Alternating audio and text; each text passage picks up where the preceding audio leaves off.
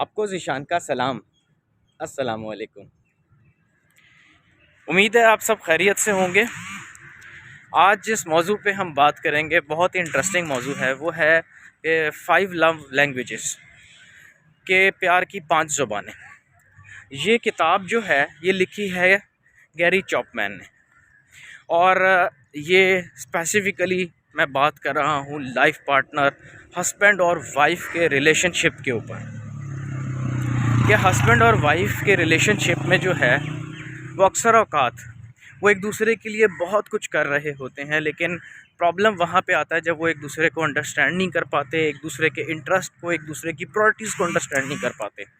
और अगर हम ये 5 लव लैंग्वेजेस समझ जाएं कि ये क्या कॉन्सेप्ट है, तो यकीन जाने आपका सोचने का अंदाज़ हस्बैंड का, वाइफ़ का, वो तब्दील हो जाएगा। पहली language words of affirmation. Words of affirmation का मतलब है कि एक दूसरे की कोशिशों को, एक दूसरे की एफ़र्ट्स को एप्रिशिएट करना।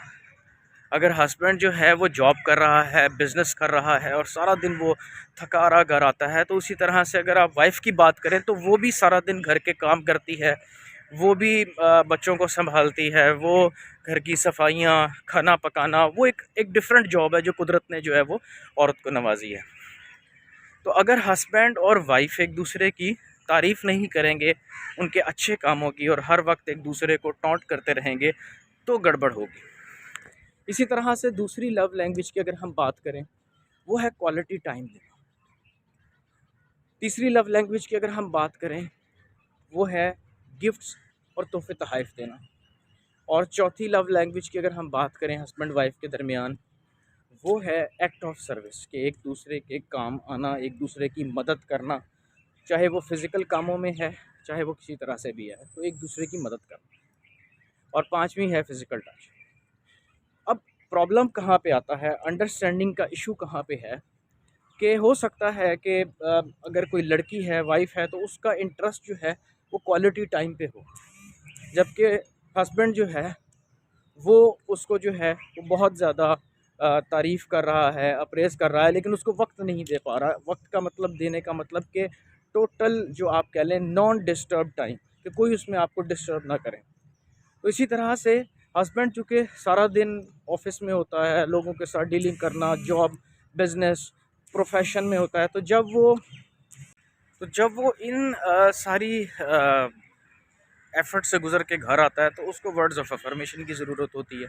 तो समझने का मतलब ये है कि आपके लाइफ़ पार्टनर का इंटरेस्ट नेचुरली तौर पे क्या है, ये समझना बहुत ज़रूरी है।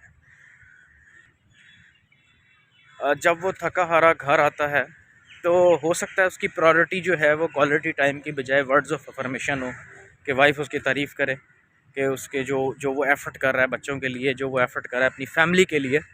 तो जो समझने की चीज़ वो ये है कि आप अपने पास्ट एक्सपीरियंस से ये अंदाज़ा लगाएं कि जो आपकी वाइफ़ है, या वाइफ़ को अंदाज़ा लगाना चाहिए कि जो हस्बैंड है उसकी प्रायोरिटी क्या है। इन 5 लव लैंग्वेजेस में से वो किसको प्रेफर करता है, या वो किसको प्रेफर करती है। हो सकता है कि आप जो है वो अपनी वाइफ़ के लिए बहुत कुछ कर रहे हो, लेकिन आप उसको टाइम ना दे पा रहे हो, लेकिन उसकी लव लैंग्वेज वक्त है। अगर आप उसे वक्त देना शुरू कर देंगे, तो आपके मसले मसाइल दूर हो जाएंगे, आपकी प्रॉब्लम सॉल्व हो जाएंगी।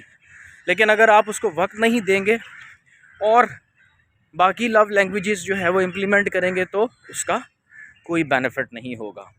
इसी तरह से ये अंडरस्टैंड करें कि आपके लाइफ पार्टनर को क्या पसंद है। क्या वो वर्ड्स ऑफ अफर्मेशन यानी कि तारीफ़ पसंद करता है या करती है? क्या वो क्वालिटी टाइम स्पेंड करना पसंद करता है या करती है? इसी तरह से क्या वो एक्ट ऑफ सर्विस को पसंद करती है या करता है? और इसी तरह से जो है वो, क्या वो गिफ्ट्स लेना जो है वो उसका एक कह लें कि पसंदीदा अमल है। सो इन चीज़ों को ज़रूर अंडरस्टैंड करें, अपने लाइफ पार्टनर की लव लैंग्वेज को अंडरस्टैंड करें, और आप देखें कि आपके रिलेशनशिप में कितनी बेहतरी आएगी।